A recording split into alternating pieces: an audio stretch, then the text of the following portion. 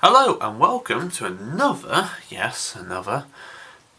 these reviews are coming out like clappers, aren't they?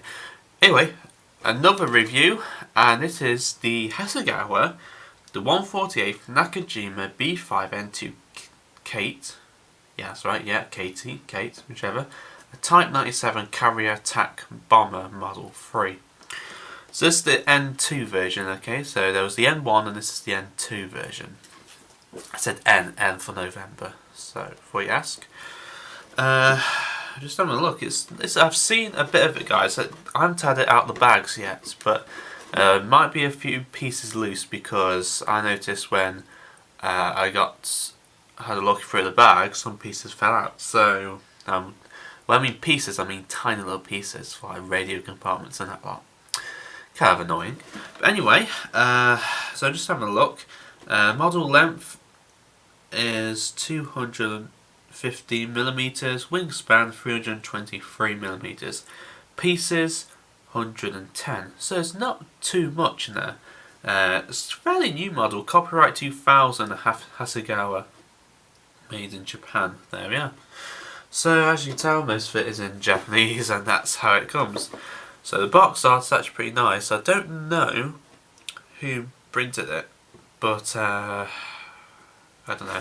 But anyway, so have a look. It's the Type 97 Attack Bomber. Just have a quick look through. And again, contains parts for one model. Paint and glue not included with English instructions. So that's fair enough then.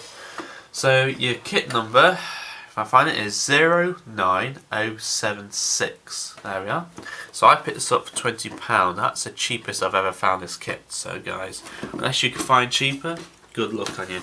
And of course then we have a picture of what it's going to look like when it's built. So as you can tell, have a nice box of the B5N2 over Pearl Harbor, I guess, with the bomber variant instead of torpedo from the carrier Kagi. You can always tell it's from a Kagi when it has the red tail. So there we are. Right, so let's open this box. Once again we have all these here. So instructions in one lot. We then have bags separately, the decals, some rubber parts, and then the clear pieces, which is actually pretty nice. Can't see anything loose in there, but it looks really good. And here's the parts for the cockpit. The thing. So as you can tell, so some small parts there. So you can tell what they are: nose cone, radio compartment. Looks like a landing gear, door, and some tiny other pieces like for switches and controls. I'm gonna have to keep an eye out for them, guys, because they're actually a bit flimsy. So I'm just gonna put them down there out of the way. So first off, we're gonna have a look at instructions. Okay, so here we are.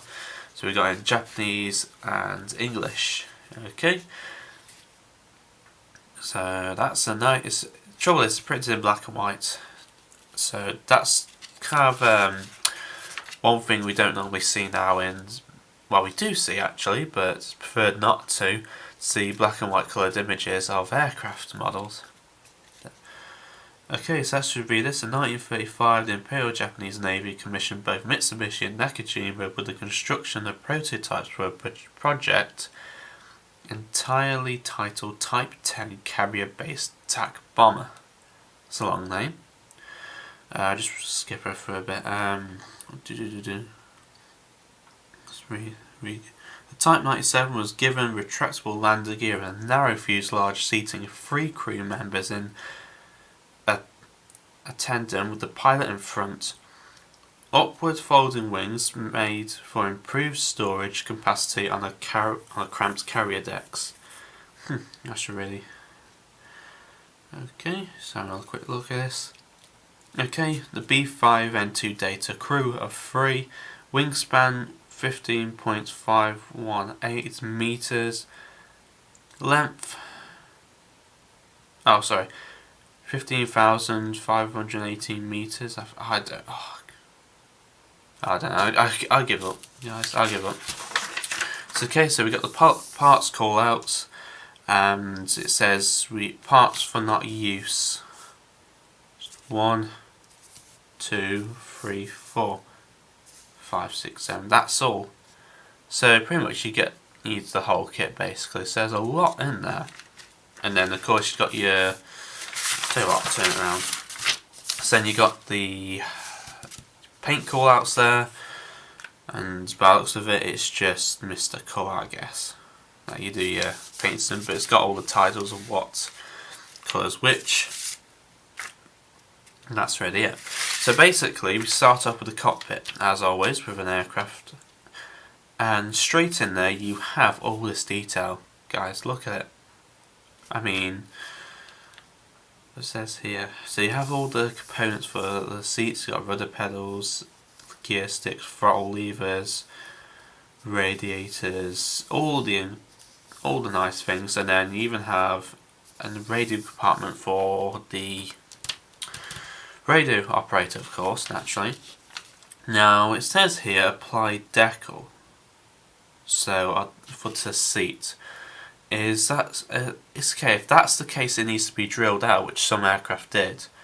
Then I would prefer doing that than applying a decal for some holes. Really, that's my way. And then it tells you, that's really nice. So it says apply decal option. So you're given two decal options, one in black, one in normal colour. Now I'm not sure which to go to, but it does look really good. So you get dials for decals. That's a really nice touch. You get your sidewalls here. Now this is what I like. You get the ammunition drum mags for the rear gunner. They're stationed at the side. And then you've got, what's that? That's a bomb sight. Oh wow, I didn't know that. So that's issued on the side of the aircraft. No, I did not know that. There we go. Okay, so that's fit on the side. So instantly you get a load of detail in that cockpit, which is going to look fabulous when that's done. Fabulous. And then moving on, you have then there's two fuselage sizes going on, but before that you have another fuselage assembly panel going on there. What's that? And I like how it tells you also what the parts are as well. So that's a level surface beta decal. Oh. So all these technical names, and I can't. It's really difficult to look upside down, guys. Seriously, I need a new camera setup. So we have all that going in, and then you have the machine gun fit into the back. So you can have this in the up in the fixed position or the down position. It's entirely up to you which one you want to do. I think I'm going to leave mine open because then it will look good.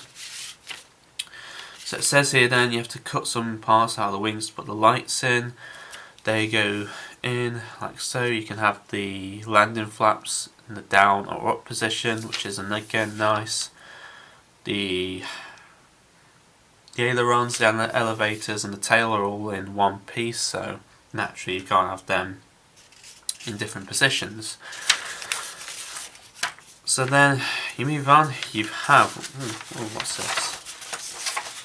Okay, so then you have the actual pieces going on for the engine cowling going on the bottom there. Again, nice detail there, I do like that. Because then you have the actual engine itself, then you have the firewall, exhaust sticking out, so it's actually a complex piece of kit really. It's really nice. And then last but not least you have all the bombs and the landing gear struts going in, even the Arista hook on the bottom there. Now in the kit it actually gives you an option where you want the canopy fully open or fully closed, whichever one or two. So one piece for the full canopy and then separate pieces for the others. Not bad actually, I was just yawning then, sorry.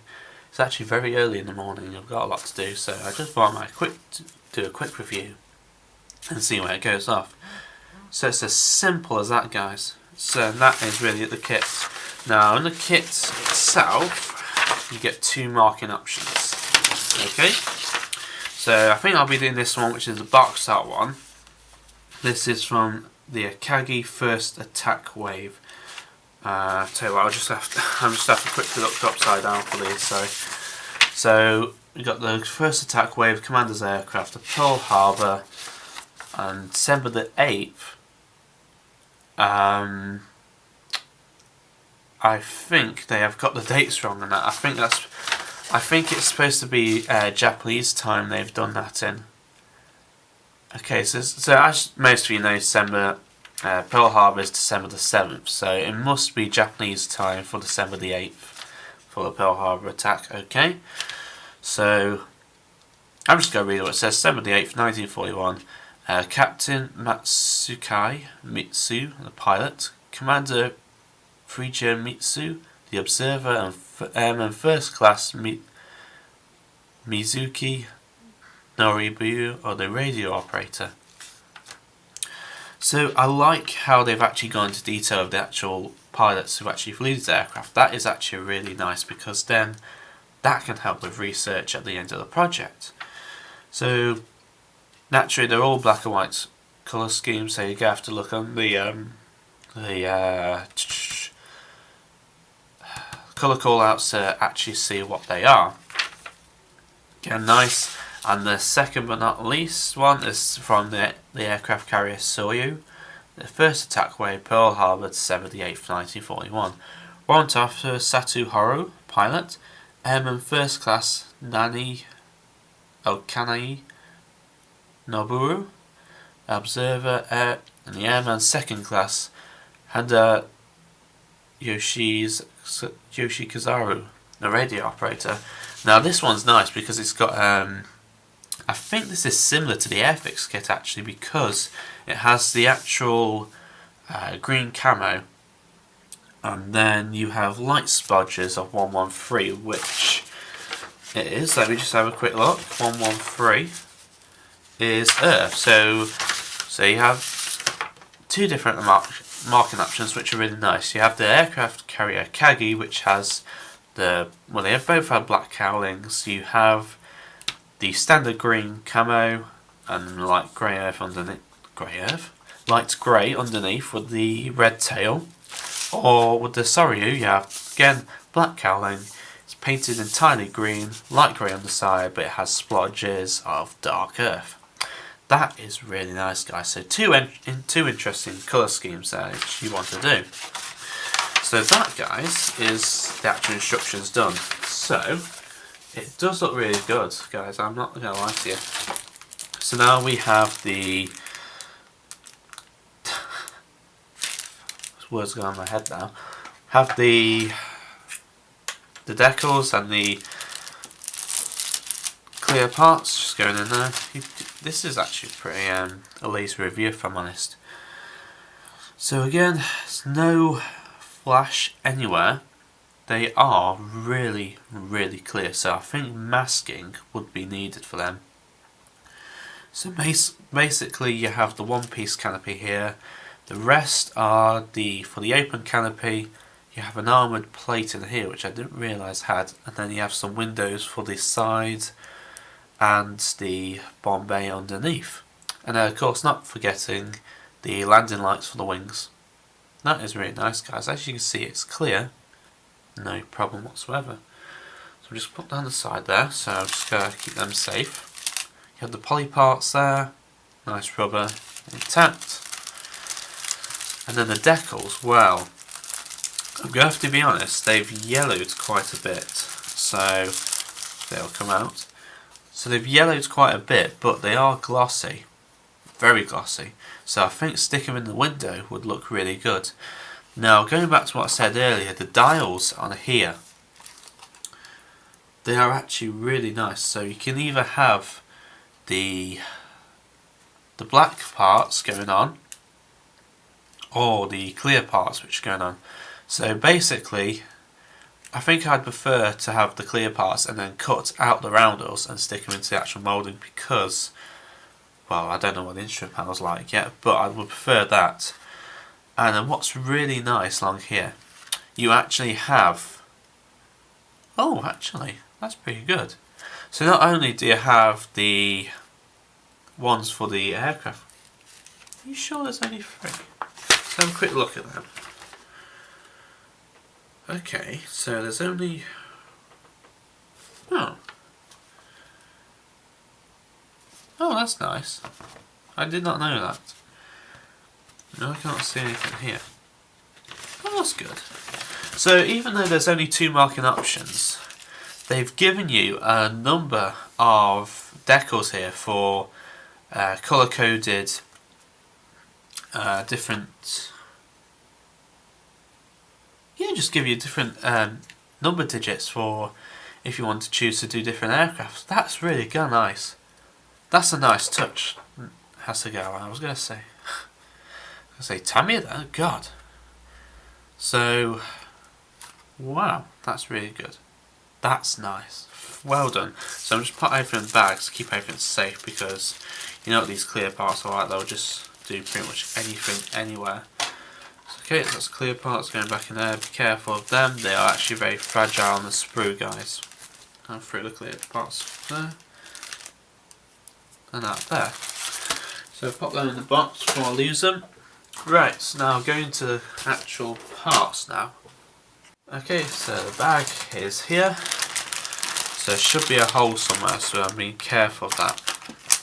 Okay, it's all in one bag, so everything is going to get knocked and everything's going to fall out. Like here, for example, I've got a pilot seat coming out in my hands. Some other parts, they're all falling out. See what I mean? Ooh, that's nice. That's the actual backrest where the actual seat fits on, like so. That's not bad. Like parts are falling out there. So put them in the box, keep them safe. So just gotta be careful here when opening this bag up. Excuse me a second. God, I don't feel completely right this morning for some reason. I mean, could be example, it could be still early in the morning, but you know. Okay, see what I mean? Everything's just falling apart now. This is ridiculous. The struggles of making model kits when everything falls apart.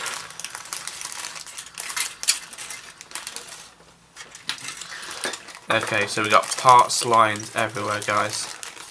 They've all interlocked in transit and broken some pieces off the sprue.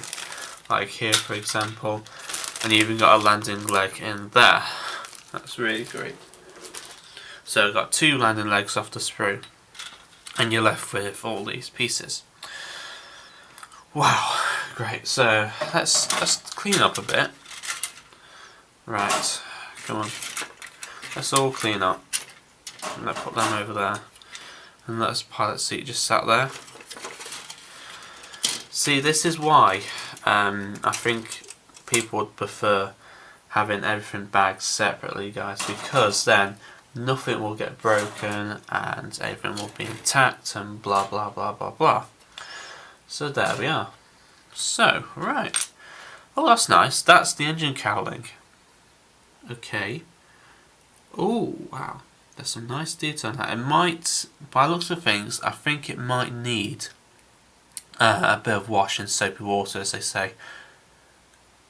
Because there's just a bit of residue on there from the mould release. But apart from that, that looks brilliant. I'm just going to tidy up. I'm going to show you all the pieces right close up because it's all a mess. So here we have the main cockpit features and the fuselage sides and some wheels, tyres I should say, sorry, and then the landing flaps there. So with the detail, you can, I don't know if you can see, but you actually do get some nice detail in there. Wow. Wow, that's really good. Okay, so on the fuselage halves, you can actually see there, just in the light there, you get some nice rivet detail and panel line, and also the fabric coated tail fin there is actually pretty neat. Very, very good, guys. That's better. Wow. Of course, the rivets for the wing section there. Cockpit, you have some nice detailed sides, I admit, bomb aimer's hatch, some radio compartments, and the cockpit floor. Not bad at all whatsoever. Got your tyres there. Overall, the fabric detail on these is actually pretty good, guys. I'm actually blown over by that. Wow. Okay, so that's the first piece done. This is the fuselage. Next piece we have, let's have a look. So these are all the tiny little parts. So these are the parts that actually come off really easy. So you have all the gun on the back there, bomb aimer sight, rudder pedals. There's actually a lot going on there. Landing gear legs. Now, the tail wheel, just trying to show you, is moulded in one piece. But look at the detail in that wheel. Wow. Landing legs. So overall, guys, the tiny little details you do need to take care of, because they are just the gem of the kit, basically. They are really a gem of the kit. Right, now going back to what we said earlier, the nose cowling. Here we are. That's better. So nose cowling, as you can see in the light there, it's got a nice rivet detail all over. I don't know if you can see that properly. And what nice thing is, it's all moulded in one piece. So that will get rid of any seam lines that you see in most kits. And then here you have small pieces for the actual part of the fuselage. And then of course a seat. That's all I know, it's a seat. So I pop them there safely out of the way. Next we have the weapons, which is one bomb. I don't know what pound it is, but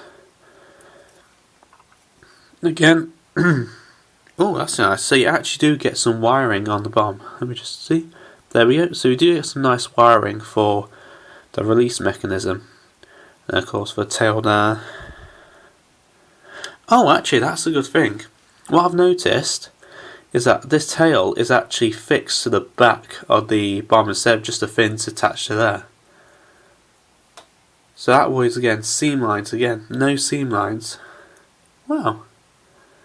Very nice, Hasegawa. Very, very nice. Again, one of the biggest pieces we have is the bottom wing. Just get more detail there. There. Once again, nice panel line rivet detail across there. Get you in the light there. Not much detail for the actual undercarriage legs, mind you. No, the wheelbase, sorry. So these are all raised across here, which is actually a pretty nice feature. They're all raised for the compartments for the petrol, the gas tanks, whichever you want to call them in America or UK or anywhere else.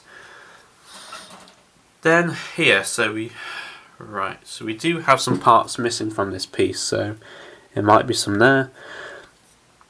See, it's the engine detail around here. Very nice detail, very crisp as well. Very good. So that's nice. Again, delicate with that piece. Look at it. Very delicate. We go on the other side. Nice detail. So this one has the firewall, I'm guessing. So, yep. And so we got more pieces. Don't worry. Let's see what we got left. So these are the actual top wings. I wonder what that's for. Oh, actually, hold on. Oh, I know what that's for. That's the actual hinge when the wings fold up. So naturally, that's an important feature. The wings do not fold up on this kit. They're actually just moulded in one piece. So guys, if you want to have the wings folded up, then I think some surgery is needed on this kit. But apart from that, nice detail in the wings. Fabric detail is spot on. No problems whatsoever. And you actually do inside get some support struts when gluing it together. Very, very nice, guys. And then, last of our small pieces, we have the cockpit parts, they're going on there. Have the radio compartments. Let's try and get you focused. There we are. And here's what we were saying earlier, the actual cockpit instrument panel is actually raised and moulded in like so. So no problems there. The switches are actually really nice detailed. I keep taking you out of focus, guys, sorry. I really need an autofocus camera because this is getting ridiculous now. There we go. Oh, that's another important feature, the drum mags. It's actually 6 there. Let me try and get you focused. There we are, they're all raised and recessed detail. So you do get all the details of the drum mag and the bullet threads. That's very good. Very, very good. And then last but not least, the final sprue. You have your elevators. Again, fabric detail nice. And then the prop going on there. And that, guys, is really it. That is actually the kit done. So as you can tell, a lot of detail going on in there. Okay, so that, guys, is really it. So as you can tell, that was a quick review. So there's not too many parts, not too little parts. You can actually add further detail. That's if you wanted to, by adding some, I don't know, some photo etch seat harnesses, some extra detail to the engine, to the underneath of the bay, cockpits, whichever you want to choose to do. But personally, I think there's enough detail on that kit to shake a stick at, as they say. So that is really nice kit, guys. For an old kit, well, it's now 17 years old this time it was filmed. It's going to be 18 years old in a couple of days' time. So that, guys, is really it. That is review done. So I hope you've enjoyed this review. This review was kindly asked by Rebelsatcloudnine, a good friend of mine. So naturally, with his Japanese interest, I think it looks really good. So with that, thank you very much for watching, guys. Happy modelling, take care, and I shall see you all again soon. So with that, cheers, happy modelling, and goodbye for now.